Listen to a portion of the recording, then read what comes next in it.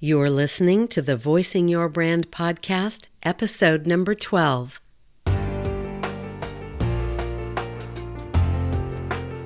Welcome to Voicing Your Brand.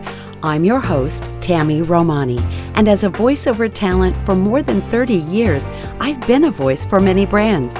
But in today's digital marketing world, you've got to have your own voice for business. So now my mission is to help you learn how to use your voice for success by unlocking your authentic voice to tell your story and be heard. Are you ready? Welcome to the studio. You know, when we talk about voicing your brand, a lot of times I'm talking about your actual voice, but there's so much more to it than that. There's your story, there's your message, there's your appearance. It all comes together to be what is your brand voice. So today, I've got a professional copywriter on tap for you. I think you're going to love the information that she shares with us about coming up with your brand voice. And that's in your messaging, in all of your ads, your emails, your social media posts, even what you decide to talk about when you broadcast live. It all comes together to form your brand voice. So, I think you're going to like Nicki. I'm going to introduce her to you now, and let's get going with this interview. My guest today is Nicki Krawczyk. She's a professional copywriter with more than 15 years of experience writing for big brands like adidas, TripAdvisor, and T.J.Maxx, as well as working with small businesses and solopreneurs. She also owns a company that teaches people how to become professional copywriters. So there you go. If that's on your radar for what you want to do in the future, definitely connect with Nicki. She's dedicated to helping everyone perfect their messages and connect with their perfect target audiences. Nicki, I am so excited to have you join me today. I'm excited to be here, Tammy. Thanks for having me. Yes. So you all know that voicing your brand for me is more about your actual voice. Your physical voice, your tone, how you present yourself. And Nicki has another take on what your brand voice should be, and that is the words that you use and the copy that you use. So let's just, start out from the gate, Nicki, by just going there. What do you think most entrepreneurs don't know about their messaging or their copywriting? So, we talk about the brand voice, and yes, for you, it's all about how people sound and how they enunciate and all that kind of how they show up vocally. But obviously, a big part of that is the words that they're saying when they're showing up vocally. So even if they are well coached by you and they have a great presence, if what they're saying is not connecting with their target audience, isn't resonating with their target audience, they have a big problem. I think the most entrepreneurs don't, maybe not even not know, but don't realize that messaging is really the most important thing you do. Getting your messaging correct is more important than really any of the other marketing elements combined. And obviously, when you are speaking that message, the combination of great messaging and a great vocal presence can sell like gangbusters, right? Or can get people interested in you in a hot second. But on the other hand, if the messaging is off, if it's not connecting, if it doesn't, if it's not clear what the entrepreneur is offering, it's not going to connect, and their target audience they're going to miss their target audience completely. It's crucial to their businesses. That's right. I've heard the saying, I'm sure we've all heard it, a confused buyer is not a buyer at all. Like they are not going to buy if they don't know what you're offering. Mm-hmm. So let's kind of unpack that a little bit, because I want to also say that if you have the right words, your presentation is going to be a lot more interesting. Mm-hmm. You are going to be more interested in your topic. And, you're just going to have an overall better experience in terms of getting your message across. So how would you say people begin to unlock their, well, let's just call it uncovering their story? Like, how do people uncover their brand story? Sure. Yeah, that's a really good point. If when they're talking to someone, or if they're presenting, whether it's by webinar or by podcast or something like that, as you said, if they don't choose the right words, it's just not going to make that connection. So the first thing really to do is to start talking to members of your target audience. I mean, and literally talk with them. So get on the phone if you possibly can. Second best is by email or even in a Facebook group. If you have a Facebook group, that can be a great opportunity to get people talking amongst themselves, because as you start asking them questions about what are the biggest frustrations they have in whatever industry you serve, what do they most want to achieve in whatever industry you serve, you're going to start hearing words come up more and more. And these are the words that you want to really take note of and tuck away for when you need to put your copy together. Because if these are terms that your target audience is naturally using, when you use those terms, they're automatically going to connect with you. They're going to feel comfortable with you. They're going to feel like you understand them because you use the same words to describe the frustration or the goals that they do. So that's a really great and an important place to start. I feel like you could almost stop right there. I mean, how many of us do that? We have our own idea of what our business needs to look like, what we offer to someone, the service that we provide, and our own biases maybe get in there. But instead of looking at what do people want from me, we look at here's what I'm going to give you right now on this platter. Why don't you want this? Why don't you want this? Whereas if you just switched up some wording, called it something different, oh my goodness, it would be life-changing. Yeah, absolutely. Well, and it's really easy to get caught up in our industry buzzwords too. If you're a life coach or if you're a health coach, if you're anything like that, it's because you're in the groups and you're talking with your peers and you're seeing what your peers are doing, or your, quote unquote competition, if you believe in competition like that. But you're looking at the words that they're using, and you may make the assumption that those are the right words to use that will connect with the target audience, or you may even just unconsciously start using those words, but they might not be words that actually connect with your audience. Words like mindset. When it really comes down to it, maybe in the entrepreneurial space, we have a better concept of what a mindset refers to. But for your average non-entrepreneur, for your average layperson, that might not connect with them at all. You might say mindset and lose them, or things like a heart-centered approach. Okay, well, what does that mean, Right. If you haven't read the books I've read or so on. Yeah. No, I remember still the first time I ever heard the word mindfulness, have a mindful business. And I thought, I wonder what that means. I mean, it's kind of obvious, but I truly had to take a step back and go, sure. Yeah, I'm good. I don't think I need that. Yeah. Well, my mind is full of my business all day long. I have a very full mind. Thank you. Right. Exactly. So I love that you said that. Industry buzzwords might actually be a turnoff for your target audience. So how do people, well, you have said, ask your target audience. Let's say we don't know what our niche is yet. Okay. Maybe you can help with paring this down and using the right words that will attract the people that you maybe even unknowingly want to serve. Is there a way to do that through copywriting? Yeah, absolutely. Another way to look at it, and this is kind of a way to test your copy, or to get a sense for whether it's any good or not, in kind of a weird way to put it, but it's to gauge the reactions you're getting.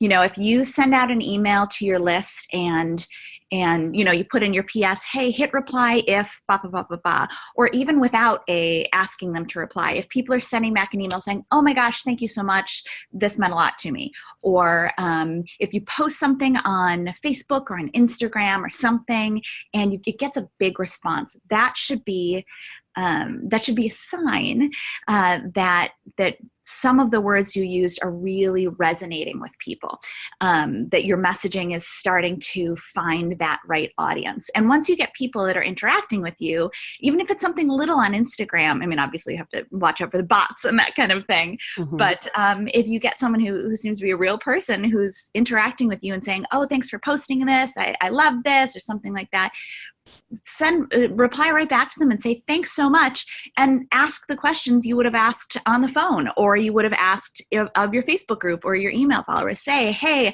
so glad this resonated with you. Let me ask you a question if you have a second. What are your biggest goals, or what are what part of this industry are you most interested in, or that kind of thing. It's almost kind of like the pre-step to actually surveying, interacting with your audience. If you're getting people, if you're sending out emails or you're posting things, or you have do a beta launch or something like that, and well, I guess really not really beta launch because that's pretty big, but anything that people are responding to, things that get them excited, are another good indicator that you've hit on something that works. And then if you're not quite sure what it is that works, ask them. Yeah. Oh, I love that. And as a matter of fact, as I think back on my past few months, I've kind of done that. I guess I didn't even realize I was, as I started asking people the question, what is your biggest roadblock to being the voice of your brand or speaking about what you offer? Mm-hmm. I thought it would be, I hate the sound of my voice. But you know what it was? No, what was it? I need more confidence. Oh, interesting. So, well, okay, that's your first thing. You better believe that now I am developing something that will help people with that. Mm-hmm. Because if we can't work on your voice. And honestly, this is one of my little secrets. 90% of the time, your voice is just fine. Oh. It is your confidence that you need to build. So I'm researching now, how can I build confidence in people and help them with this? Because you have to be your own storyteller now. You mm-hmm. have to be the voice of your brand, and you have to step out in boldness and confidence. What does that look like? So I was really surprised. And so thank you for reinforcing that. I didn't even realize that was the process I was going through, and it kind of shocked me. Mm-hmm. Well, and then that allows you to add a hierarchy to your messaging. Like, let's say, for example, you have a program, maybe you do have a program that includes, or at least not yet, you will eventually have a program that includes confidence and working on your voice and something else and something else. Well, now you know that that confidence is the most important thing. So when you're building out your sales page, that benefit gets the headline treatment, maybe the other ones right. are in the subhead or throughout the rest of the page. But when you know what people really want, then you highlight that in your biggest copy, and you look for testimonials where previous clients have said, oh my God, she really helped me with my confidence, and you use that in your sections where you overcome objections and, I don't feel like I'm confident enough to take this. Well, I teach you confidence, all that kind of thing. It's once you know what people are looking for more than anything else, it helps to build a hierarchy for your messaging, and not just on your sales page, really, on your nurturing emails, all that kind of stuff. Yeah, for sure. Mm-hmm. For sure. So let's go into the actual how. How mm-hmm. do I do this? I'm not a journalism major. I don't have a degree in English. I'm just me trying to talk about my product that I've decided I'm making at home and have on my Etsy shop, or whatever it is. I think a lot of people need confidence in this area too. What's the first step to writing good copy when let's just say you want to write something good that's going to be eye-catching on your Instagram post?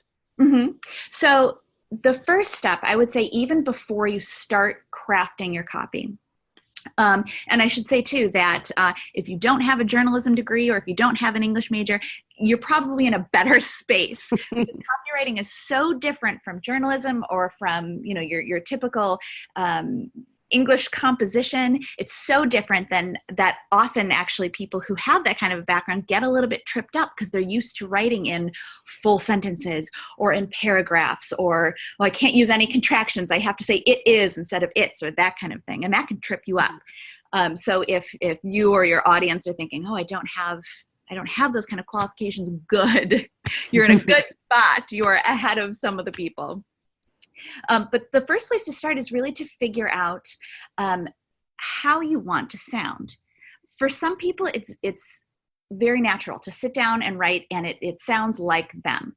But for other people, they talk, and they talk to each other, and they talk maybe on webinars just off the cuff, and they have no problem with that. But when they sit down to write, all of a sudden, like kind of like what I was saying before, it gets stilted. And they have these messages and they can't figure out even how to go about even crafting it. So the first thing to think about is your brand voice, which is really what are your personality traits that you want to get across in your brand voice. And I mean, literally the words that you're crafting, not your vocal voice.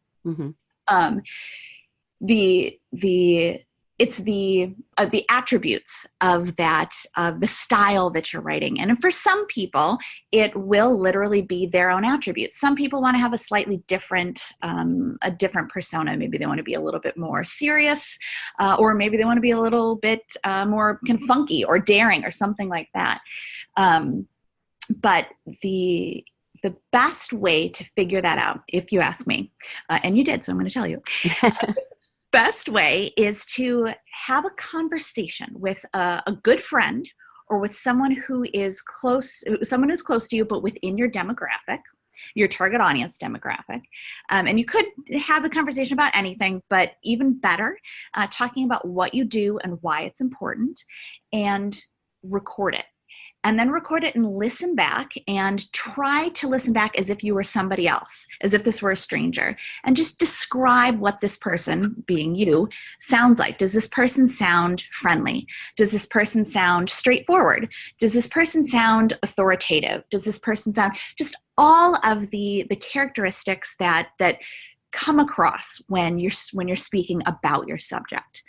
And what you'll end up with is this list that is essentially your brand voice. It's the traits that you want to use when you're writing, so that when you put something together and you're using it for Instagram or for your website or for your emails or anything like that, you have this brand voice kind of checklist, really, that you can check your copy against. Because I don't know about you, but when I have writing, and I do this professionally, so there are some days when, for myself as well as for clients, there's some days when I sit down and it flows and it's in my brand voice and it's perfect. And there are other days when I sit down and it's stilted. I have to try to get it out, and does not sound like me. It sounds like I hired it out or something. But when you have days like that, or just for every piece of copy you create, you can check it against your brand voice checklist and say, okay, well, does this sound friendly? Well, no, actually, this doesn't sound very friendly. Does this sound kind of carefree? No, it's all right. So I have to change this up. So it's a really great place to start in terms of making sure that not only does that piece of copy sound like you, but every piece of copy you create sounds like you, and it sounds consistent across the board. So some days you don't sound, light and airy and fun, and then others days you sound kind of dour and using all the adjectives I can possibly think of. Yeah. That's a great first place to start before you even think about crafting your message. I love that. I love that. And the funny thing is I tell people to do that exact same thing in terms of their voice. I tell them, record yourself and listen as if you are just someone who stumbled across you on a Facebook Live. and try and be really objective and think on those same things. But what I think you've done in taking it another step further is creating that brand voice checklist is so helpful. Then let's say you scale your business later and you do need to hire a copywriter. Mm-hmm. Yes. You've got a list of attributes to give that Mm-hmm. copywriter so that the transition is seamless there and you can actually get some help in those Yes. areas. Yes, absolutely. Absolutely. I love that. I love that. Okay, so let's say I've got complete writer's block Okay. and I don't know what to say. How do I spark some ideas based on the audience I'm talking to? Do I go to the library and flip through magazines and just start pulling headlines? Is that okay? Do I start searching the internet for someone who might have a similar target as I do? How much is borrowing and how much is, let's go there, plagiarizing? Yeah. Well, you say go to the library and flip through magazines. And actually, a really good example of what I'm about to tell you is, it sounds kind of funny to say it, but is the magazine Cosmo. And while it's a pretty frothy, silly magazine, if you look at the front of those magazines, they are really good at telling a story and getting at exactly what their target audience wants. They pique their interest and they get them attracted. And the way that they do that is, when you have writer's block, this is what you should be thinking of. When you have writer's block, this is what you should be thinking of. You need to be thinking of every piece of content that you put out, you need to be thinking, your target audience will be thinking, what's in it for me? What am I getting out of this? So when you create a piece of content, what are you giving to your target audience? What are they getting out of it? What is the end benefit for them? So for a sales page, for example, say it's a vocal prowess course. What is the greatest end benefit that they're going to get out of it? Is it going to be that it's going to help them land more clients, or is it going to, increase your revenue by X percent, that kind of thing? They want to know their top number one, the number one thing they're going to get out of it. And that can be the same thing with an email as well. If you're writing an email and I'm just trying to think of a sample topic, but it's really kind of the same thing. If you have a reason for sending them an email, what is the reason that they should open it? What are they going to get out of opening it? And you put that in the subject line so they actually do open it, because subject lines are incredibly important, as you and I both know, because if the subject line isn't great, nobody's going to read the rest of the email. If the rest of the email is great, but your subject line isn't, it's going to get deleted. So it's all about thinking in terms of what you are giving and what they are getting out of whatever it is you're creating. The first and foremost thing that I teach my students and that I do for my clients is you think in terms of benefits, the benefit to consumer, what they're getting out of it. And from there, things will fall a little bit more naturally. But when you are, like we were saying before, when you are focused on your consumer, your target audience, versus focused on yourself and what you want to say and what you think is more important, when you're actually focused on your target audience and what they want and the goals that they're trying to accomplish and their greatest fears, when you're focused on them, it really helps you craft copy that is effective, that's going to get them to open or, click buy now, or even like a post on Facebook or that kind of thing. Yeah. Yeah. No borrowing necessary. If you really are kind of in the zone there, that is such good advice. You're really telling me to reverse engineer this, which is a fancy word. Don't be intimidated by that. If you're listening and going, reverse what? I love that you're just saying, what is the end result you want to help people with? And then go backwards from there. How do they get there? Well, and it is okay if you see a phrase or a word or something like that on a competitor's site or other sites that you like, and it really resonates with you, and it resonates with your target audience, and it's within your brand voice, it is okay to use that. If it's a short phrase, or as long as it's not a trademarked phrase or something like that, or the way that they put something, it's okay to borrow that and use it. Obviously, you don't want to be using paragraphs or anything longer than that. Certainly not. Because yes, that is plagiarism, and you may get a strongly worded letter from a lawyer. But equally important to that, for your own brand, when you start to sound like your competitors, the people who come to your site, to your competitor's site, and to your site can't tell the difference between the two of you. And they don't understand why they should work with you versus working with your competitor, because you both sound the same. We've all been there where you get to someone's site and you think, oh my God, I love the way she said that. I just want to say it the exact same way. It's so, so perfect. But what's perfect for her may not be perfect for you. And even if it is perfect for her, if that is the way that she says it and she's known for saying it that way, it's probably not the way you should say it, because that's her. You need to find your own special way to say it. I think that sometimes people think, well, if I just have mostly the same words as my competitor, I have at least a 50-50 shot of getting the sale. If someone comes to both of our sites, maybe they'll like my pictures better, or something like that. But you alluded to this earlier, but what actually happens is if someone comes to your site and they go to your competitor's site and you both sound the same, she doesn't buy from either of you because she can't tell the difference between you. So she goes and finds someone else who stands out and who speaks differently. Neither of you get the sale. So you really want to make sure that the messaging that you craft is unique to you as much as possible. Right. I mean, this is branding 101. Yeah. In the past, maybe 5 years or so, when we first started hearing, you are your brand, be your brand. Even if you represent a bigger brand, you are still who people are following. Be yourself, be your brand. And I think a lot of people miss that very basic step, is that no one else has your voice. No one else has your personality. No one else represents it, whether it's your own product or your, maybe in a network marketing company where you're representing a very big company. Why would someone buy from you instead of the person next to you? It's because of your voice and your story. Tell your story. I tell people this over and over again.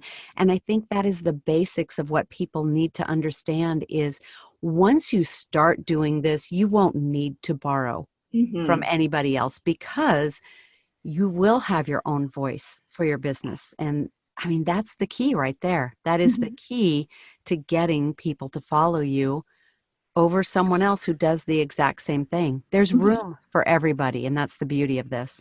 Yes. Yeah. It's absolutely amazing. And it's easy once you are sitting at home on Facebook and you see all of these competitors and think, oh gosh, well there isn't room for all of us. I have so many competitors and I might as well just borrow some of this and borrow some of that.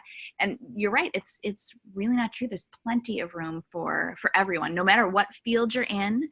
There are enough people in this world. If you get your messaging right, there are enough people in this world who will buy from you.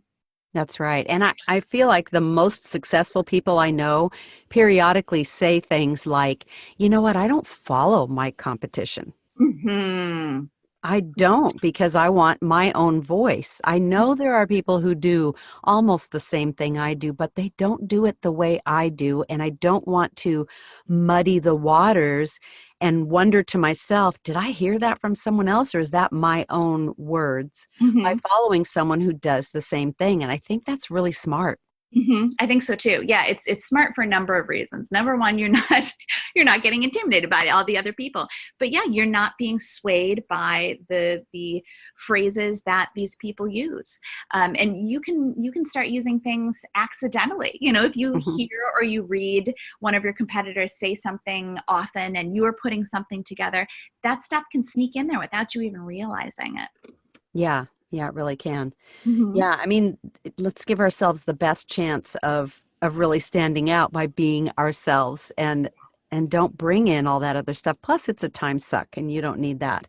But Yeah. let's say, we can learn branding, we can learn business from a bigger company and a bigger entity. So what do you think a small business who's just cracking the online world could learn from a big company? That's a great question. I think one of the biggest things that big companies do really well and do without even thinking about it, without blinking, that most small businesses don't do, is to test their copy in their emails, especially in the subject lines, and test the copy in their Facebook ads. I know a lot of business owners who will put something together and will just unleash it. And while it's better to ship it, better to get it out there than not get it out there at all, what's even better is to test different iterations. So, for example, if you have an email series, and you have subject lines for those email series. If you have this email series that's going to go out regularly to your target audience, to your subscribers, most email service providers will have an option that will let you quickly and easily A/B test is the term, test one against the other, essentially. Subject lines. And the great thing about that is you can test two subject lines, make them super different, put them in there, and you don't have to do anything. And then a day later, you find out exactly which one got opened more. And if, email subject line A got a 15% open rate, and B got a 35% open rate, you have a big winner. Imagine if you'd just gone with A. If you had just taken A and sent it out, you'd be missing those, what did I say? 15, 35. So you'd be missing those 20% of people who wouldn't have even opened it and seen that message. So there are really easy ways to test your copy and make sure that what you're putting out there is the most effective thing. And you can do that with, there are programs that will let you do that with sales pages as well. And you can even just test headlines, and they'll do it automatically. You put up the page and you work with these programs, and like I said, it will just automatically split your audience into two, and it will let you know which one is winning. And you say, okay, that's the one I want everyone to see. That's the winner. That's the one I want everyone to see. And with Facebook ads, I know a lot of people who will just write an ad and put it up there. And if it works, it works. If it doesn't, it doesn't.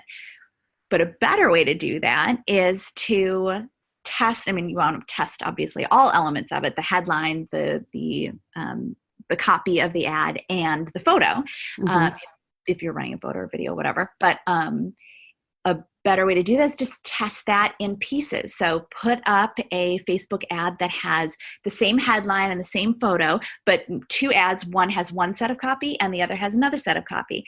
Run them against each other for, it depends on how big, that kind of thing, but how big your audience is, what you're spending, all that and keep an eye on it and see if one is really pulling into the lead. And if that one is pulling into the lead, great, pause the other one and then do a test with the winning body copy, and then create a new ad that has that winning body copy, but now you've got two different headlines, and test your two different headlines. And then eventually, once you have a headline winner, then you can test the images as well. Testing is a really great way to get the most bang for your buck, and so very few small business owners are doing it. Yeah, I really wasn't thinking in terms of that is something that big companies do on a regular basis. There's so much freedom in that, I think. Not locking yourself down to, I've got to have this perfect, it didn't work. No, hey, how much better would it be just for your own psyche and state of mind to be able to say, I tried that, it didn't work. This one worked great. So I'm going to move all my efforts over to that phrasing for that particular ad or that email. Oh my goodness. We are so hard on ourselves as small business owners. We feel like we've got to get it right the first time. And if we don't, we're a failure. And I just love that. Big companies know that testing is the key to coming up with the formula that works. Yeah, exactly. And it's a lot of pressure to sit down and go, I have to get the sales page exactly right, or I have to get this Facebook ad exactly right. I mean, as if writing copy weren't hard enough. Yeah. Then add that pressure to it. But you're right. When you have that, I think it adds a little bit more play to it. When you say, all right, well, I'm going to test a couple. So I could go this way or I could go this way. And it just makes it that much easier to explore, knowing that you're not married to any of them. And that, when you have one, when you're just putting one out into the world, you have no real concept of if it's truly a winner or if it's, I don't want to say a loser, but, not quite so much of a winner. Whereas when you have two up against each other, it's plain as day which one is doing better. And it doesn't mean that the other one you wrote isn't any good. It's just not as effective in that medium for that audience. And one of the little secrets about copywriting is that it's always best foot forward. As copywriters, we have a lot of training and a lot of experience, and we're very good at getting into your target audience's shoes and taking your message and really kind of translating it into words that your target audience is going to connect with. We're very good at that, but it's always best foot forward. There's you can apply all of those techniques, but even still, sometimes it's you can't tell in advance which subject line is really going to hit it with people and which subject line isn't, or which Facebook ad is really going to connect with them and which one isn't. And that can change on a monthly, if not weekly basis. The effectiveness of your Facebook ad can change based on what's going on in the world and what people are thinking about. If a Facebook ad that might have worked really well at one point might not work as well at that current point in time. So testing helps you make up for that.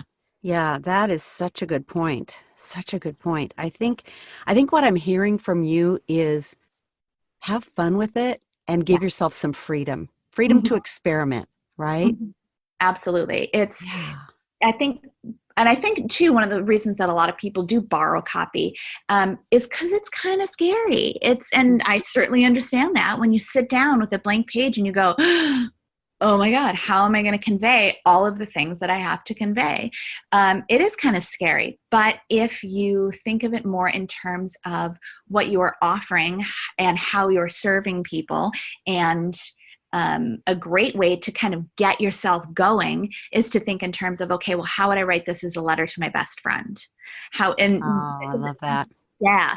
It doesn't necessarily have to stay in that order, and it does, that you don't necessarily want to write that out that way and then put it up on your site as your sales page, but that can be a really great way to just get some of those messages out and get them out in a way that feels conversational and feels natural. And then as you go through, you can go, oh yeah, you know what? That's the right phrase, or, oh yeah, that's great. Or if I just change this around, hey, that'd be a great headline or something like that. But sitting down and just imagining writing a letter, writing an email is probably a little bit more appropriate. Writing an email to a close friend about whatever it is you're trying to convey can also take some of that pressure off. You're not writing to your thousands or hundreds of thousands of followers. You're just writing to your friend, and this is what you have to say, but it's also really important. So you want to make sure that she knows this and this and this, and this is how it's going to help her, and this and this and this. Yeah, this is another crossover here, because this is exactly also what I tell people in terms of their voice when they're going live on social media. Don't say you guys, don't say you all. You're talking to one person. You're talking to one person, and I hear you saying that too. It's just as important in written copy as it is when you turn your phone on yourself and go live on Instagram or Facebook or any of the media that are out there now. Just one person on the other side of that. There's just one person reading your email, and don't say you guys. So how important is that kind of phrasing in terms of knowing, if your copy's any good or not? Like, how can you gauge people's responses? Well, the one of the quickest ways, well, not one of the quickest ways, but the most basic way, if we're talking about a sales page or if we're talking about an email, is whether they take the action you ask them to take. So if you say, you know, click here or share this with a friend or sign up for my email or make this purchase, if they take that action, if they do what you ask them to do, it's a good sign that it's working well. And I know that sounds pretty basic, but it's one of the easiest ways to really figure out if what you're writing is working. And when you think of it too, in terms of the entire messaging flow, it can help you figure out where your problems are. Like say, for example, you're running a Facebook ad to a landing page to sign up for your newsletter, or you would say opt in for an ebook, and then you have series of 3 emails, and then they get to your sales page, and then you ask them to purchase, and maybe you have an upsell afterwards. When you look at that flow and you go, okay, all right, I got a good response at this point. If you've got a good response on, say, you got a lot of people to click over to the landing page from your Facebook ad, generally, that means your Facebook ad is written pretty well. But if they get to your landing page and they're not signing up for your ebook, then the problem's on your landing page. It's either something in the way your landing page is written or in the kind of ebook that you're offering. But chances are you mentioned the ebook in your Facebook ad, so it's probably the writing of your landing page. You're not making it exciting for them to sign up for. And then same thing as, you know, if they sign up for your ebook, but they're not opening your nurturing email sequence. All right, your messaging problem is in there. Or, you know, you get to, or everything's good up until your landing page good up until your sales page, and then people aren't converting there. You know, it's probably on your sales page or in your offer, but the two are kind of interconnected. Whereas I think most people forget that there's a whole flow. And, you know, they do a launch and they have that whole flow and people don't convert on their landing page. And they think, it must just be my landing page. Well, actually, no. If you go back and look at your numbers, look at your metrics and see what people were engaging with and where and how much and in what ratios, you may find that the problem isn't really on your sales page. It was something earlier. But because people dropped off at a certain point, you have far fewer people that are ending up at that far end of the funnel, far end of your process. And that's why you're not getting a ton of sales, because at some point a lot earlier, they started dropping off. And that's a great test to see where you have a problem with your copy. If people start dropping off at a certain point in your funnel, you can zero in on that and fix it. Or better yet, test it. Wow. Okay. So let's say I see that you have some freebies on your website, and one of them is called Don't Say That, 8 Common Things Solopreneurs Say and Why They Stop People from Buying. I have a feeling that's what you're talking about right now. So I have this book called Words That Sell. I'm sure you're familiar with it. You know, it's been out forever. They keep revising it. Is that even applicable anymore? Are there certain words and phrases that automatically turn people off and some that automatically make them go, yeah, I'll take that? You know, it's funny because you would think with all of not just the many years that human beings have been talking, but just the advances in technology and the ways we have of communicating, you would think that it would have changed drastically. But there's still a few words that are much more likely to convert, and a few things that you can say that that seem natural, or that you hear a lot of people saying that keep people from converting. So words like free are always going to be they're always going to give a lift to your click-throughs or to your opens or that kind of thing. People want things that are free, and we are primed to look for that word. I think sometimes people are afraid to say free because, oh no, it sounds salesy, or it sounds, no, if it's free, you need to let people know because they want free things. And just because they sign up for something free doesn't mean they're not going to pay you later. And even just using the word you. I mean, we said, you know, don't say you guys, because there aren't thousands of people huddled in front of their computer watching your Facebook Live, but but at the same time, using the word you or your, as in Y-O-U-R, belonging to one singular person, always catches people's attention. It's a silly little thing, but it has consistently worked since the dawn of the advertising and marketing age. Talking to people directly makes a huge difference in the effectiveness of your copy. And then on the other side of the coin, there are a lot of things that people will say that that turn people off. Like off the top of my head, people will say, often in a webinar, I think too, but in emails on sales pages, people will say things like, I know what you're thinking, or I know how you're feeling. Mm-hmm. Yeah, you don't know. You don't know me. We're strangers. And the problem is that something like that, you're trying to build a relationship with people. And what that does is it automatically creates a rift in that relationship, because it makes them go, oh, wait a minute. Wait, what do you mean you know what I'm thinking? No, you don't know what I'm thinking. And for some people, it's going to be a little bit sharper than others, a little bit more, but it creates this rift that interrupts the building of that relationship. Anytime you make them pause and go, wait, no, you don't know what I'm thinking. Wait a minute, you don't know me. Wait a minute, who are you? Why am I listening to you and all that? It spirals.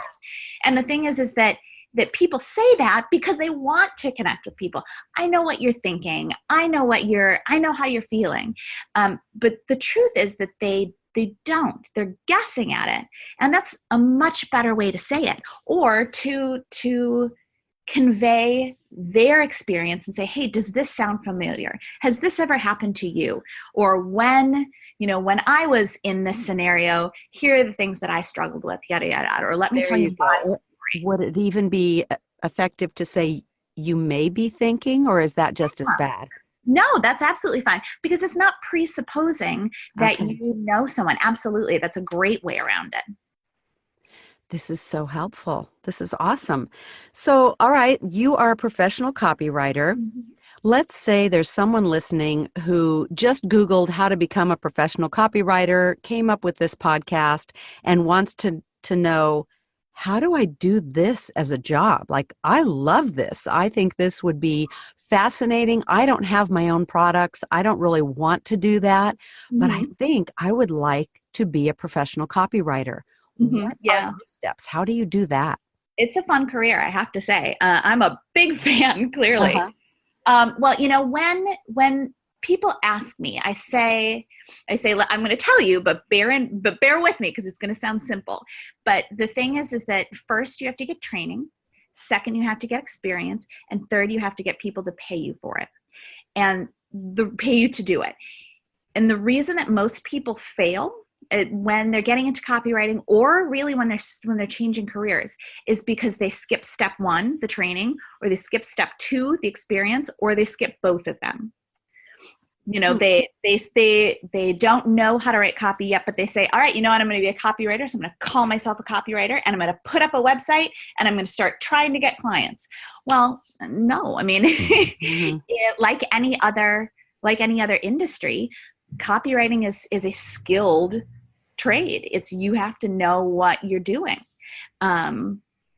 So you have to learn how to do it. Now, one of the reasons that I started my company is because there aren't really a lot of great resources out there to learn how to do it. Like, you can't major in copywriting in college. There are one or two big, I will put it in air quotes that you can't see because this is a podcast, but know that I'm using my fingers to make air quotes. One or two big copywriting schools, but that don't actually really teach you real copywriting. They teach you online sales letters, which nobody even does anymore. But I don't know, 20 years ago, they made money doing it, so they're just stuck with it. So one of the reasons I created it was I wanted to give people who love writing and would like to actually make a decent living with their, more than decent, it's a great living, with their copywriting, with their writing skills. So I created my company to train them in how to do it, help them build their experience, help them build their portfolio, help them find the first clients, help them parlay that into more clients, all that kind of thing. No. Yeah. Well, I called my company Filthy Rich Writer, which There you go. Yes. Whenever I That makes me want to click I on always it. get some comment about like, oh, that's, this is a scam, or, but I call that because I want people to stop I want that to stop them and go, well, wait a minute, is that possible? Is that really possible?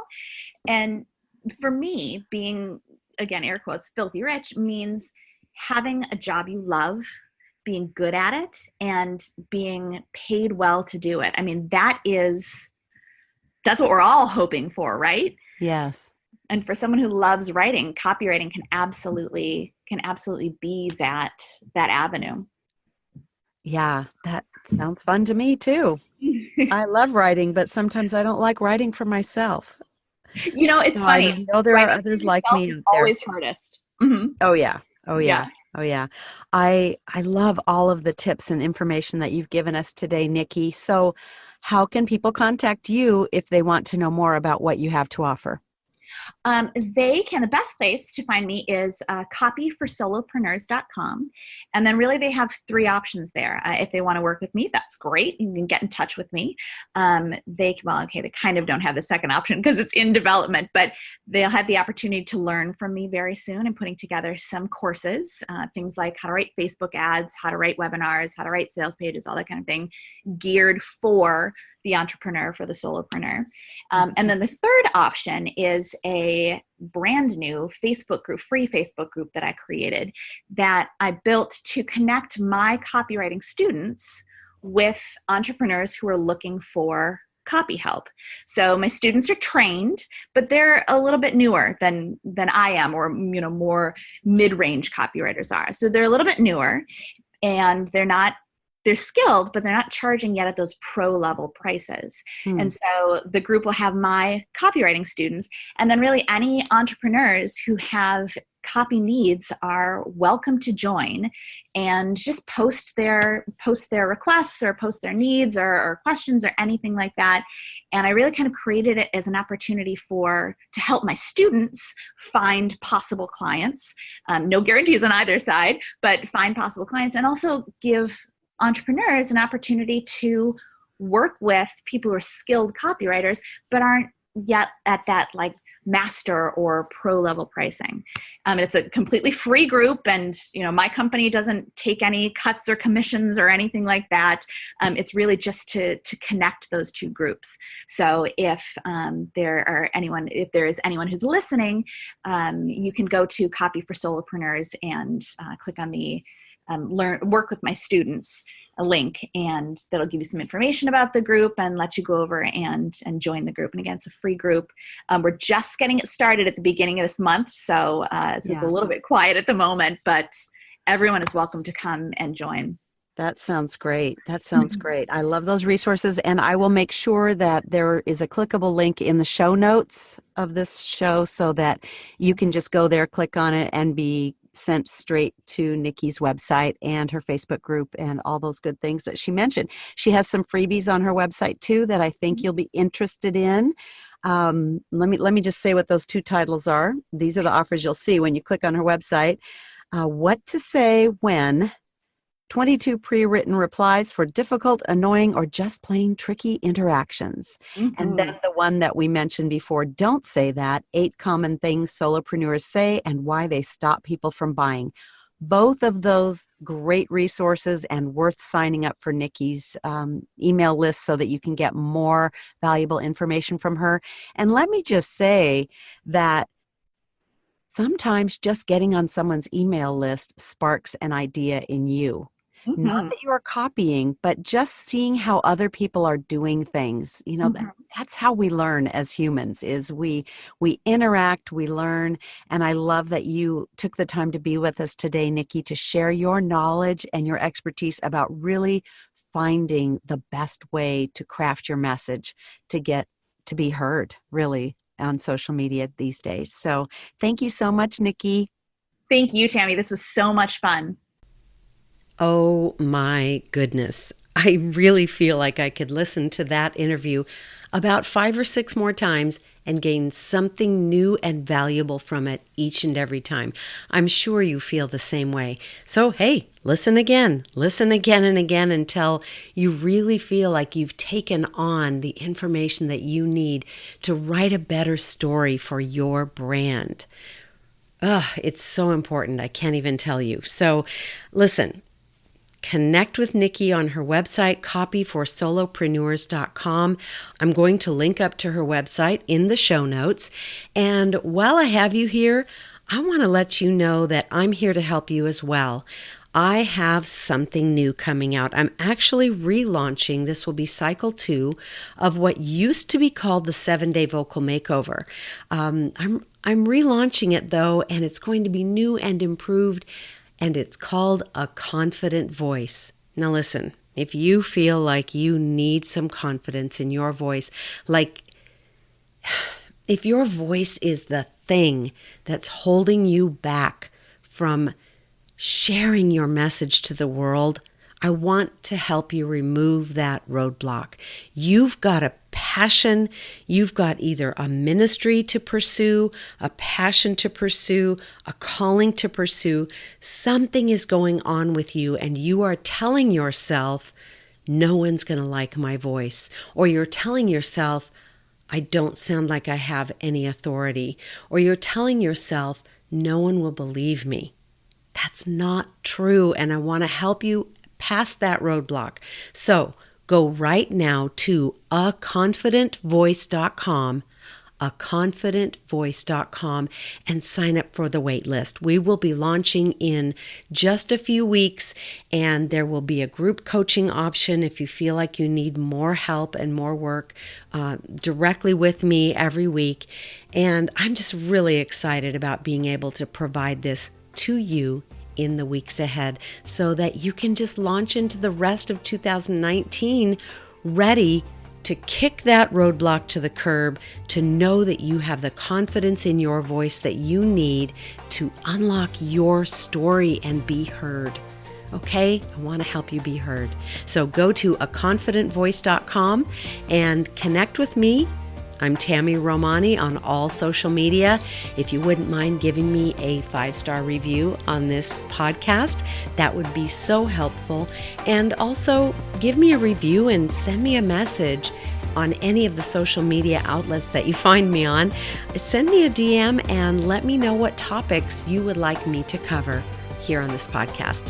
I'm here to serve you, and I hope that we can connect very soon. See you next time.